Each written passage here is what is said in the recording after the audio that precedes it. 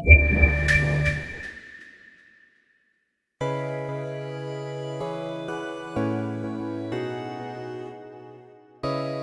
I'll show you how to record a podcast using our product SessionLink Pro Podcasting. I will first give a rough overview of the user interface and then show how to carry out a recording. First of all, I log in. At the very first start, a few permissions are requested. Firstly, whether notifications are allowed to be displayed. I click Allow. Secondly, whether access to the microphone should be allowed. This is of course absolutely necessary, so be sure to click on Allow. This is the main view of the host side. An important info before we continue. SessionLink Pro Podcasting can record your own signal and up to 3 distant guests. When recording, all 4 signals are recorded on separate tracks, regardless of whether guests are connected or not. We're playing it safe. It's better to delete tracks later that aren't needed than to have an important track missing because of the wrong recording source was selected. On the left we see the recorder, where the actual recording takes place. At the top left is the record button, which is used to start or stop the recording. To the right is a time display that shows the recording length. The circle further to the right indicates the recording status. It turns red when the recording is active. Below this, the name for the recording file can be assigned. The default is slp_rec. In addition, the date and time the recording started is automatically added to each file name. Further down under the heading Files is the file browser, which shows all the files that have already been recorded. It is important to know that the recorded files are located in a protected file area, a so-called sandbox, of the local file system. That means they are not stored on our servers on the internet. This sandbox is not suitable for long-term storage of the files. We therefore recommend that you always export the files to the regular file system after completing a recording. But more on that later. The available memory of the sandbox is displayed under the file browser. There are 4 controls underneath. You can use them to play files that have already been recorded, and pause or continue playback. Further to the right is the download button, which can be used to export already recorded files from the sandbox to the regular file system. This function acts like a normal file download from the internet. This is because the browser only knows this type of save dialog. However, the recorded files are always in the local sandbox, not on our servers. The button further to the right is intended for deleting 1 or more files from the file browser. We now look at the right side of the interface, the connection area. All settings for audio input and output and the connections are made here. Under the heading U are the controls for your own signal. In the middle is the level meter, which shows the level of your own microphone. The blue circle on the level meter is a volume control, which can be used to adjust the volume of your own signal. The volume control is reset to the default setting by double-clicking. To the left of this is the mute button for muting your own signal. When the signal is muted, a push-to-talk function is activated at the same time. With push-to-talk, you can temporarily open the microphone by holding the space key and close it again when you let go. Below that, there's an audio input selection box. This is used to select the audio input, that is, the microphone or an audio interface to which the microphone is connected. In my case, for example, a PreSonus interface on input pair 1-2. You can also choose which of the 2 channels the microphone is connected to, left or right, or 1 or 2 respectively. If the device used can only record in mono, this setting doesn't matter. Both options can be used. The main playback device through which all received signals are to be played back is selected via the main output selection box. By the way, It is highly recommended to use headphones. This not only applies to the host, but also to the guests. This prevents feedback and echo loops. If no headphones are available, you can activate echo cancellation via the AEC option up here. AEC stands for Acoustic Echo Cancellation and reduces these echo effects. Above that, there's the HQ option. When HQ is activated, the sound signal is transmitted to the guests in studio quality. This option should be enabled if possible. A lower quality should only be considered if the network conditions are poor. What else is there? At the bottom left is a button for the audio test loop.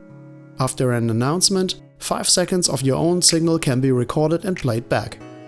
If both work, the audio inputs and outputs are selected correctly. If you want to record with remote guests, they must be invited using the Create Session Link function. A window opens, and here you can either copy the invitation link to the clipboard using the Copy Link to Clipboard button in order to then send it with any email program. Or, even easier, you send an invitation email directly from the program. To do this, enter your email address here or use the address book. Up to 150 entries can be stored in the address book. I'll send the invitation to our office. If you like, you can add a message to the email, but I'll leave that out now. The invitation is then sent via the Send button. The guest will receive a link that leads to this recording session. When guests open this link, they are taken to the guest view. Here, the guests first enter their own name. With a click on Continue, the user interface changes to the selection of the audio input and output devices. The selection for input and output is initially set to default. This accesses the default devices selected in the operating system. In many cases, this is already the right choice. If not, the microphone or the audio interface with a connected microphone is selected here. Here too, as with the host, the left or right channel can be selected. And the output should run through headphones if at all possible. Just like on the host side, there's the audio test loop that can be used to check the input and output devices. If the settings are correct, press Start and you will get to the main view of the guest page. Compared to the host page, we have reduced the guest view even further.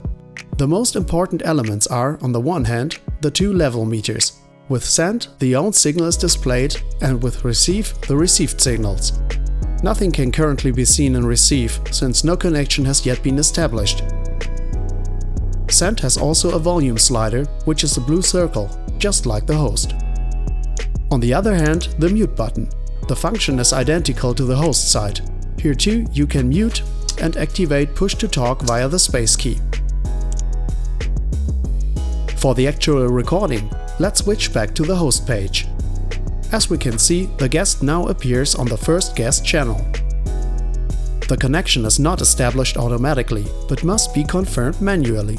You can accept the connection with the Connect button or reject it with Decline.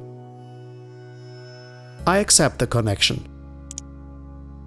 As soon as the connection has been established, we can see the guest signal in the receive level meter. In the guest instance, the host signal can now also be seen at receive. For each guest, there is a mute button on the host page to mute the playback. Now the signal is muted. It is still shown in the level meter for better control, but is no longer audible. There is also a volume control here. It is linked to the guest's volume controller. You can see the sliders move on both sides. The host also takes care of the other settings for the guest, so that the guest does not have to pay attention to anything other than the selection of the audio inputs and outputs.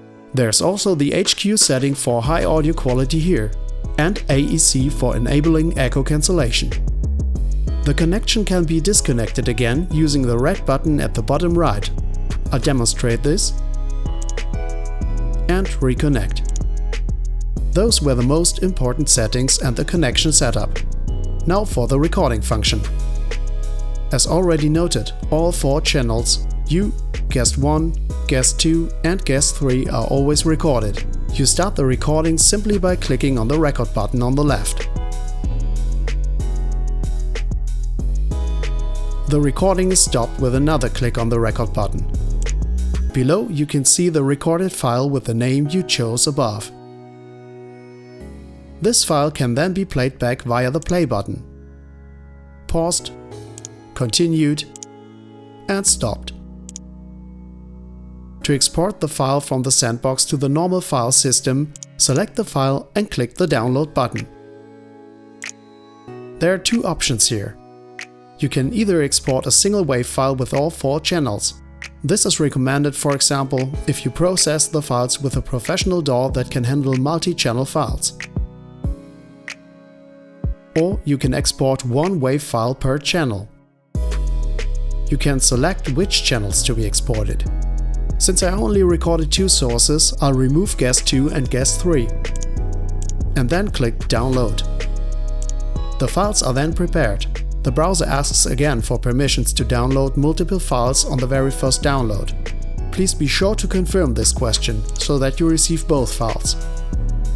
Below you can now see that the 2 files are being saved. Depending on the browser setting, they are automatically saved in the Downloads folder, or the user is asked for the download destination. We take a look in the Downloads folder. And we find the 2 files there. One file has been marked local, which is a recording of your own signal. And the other, guest 1, which contains the signal of the first guest channel. These files can now be further processed as desired.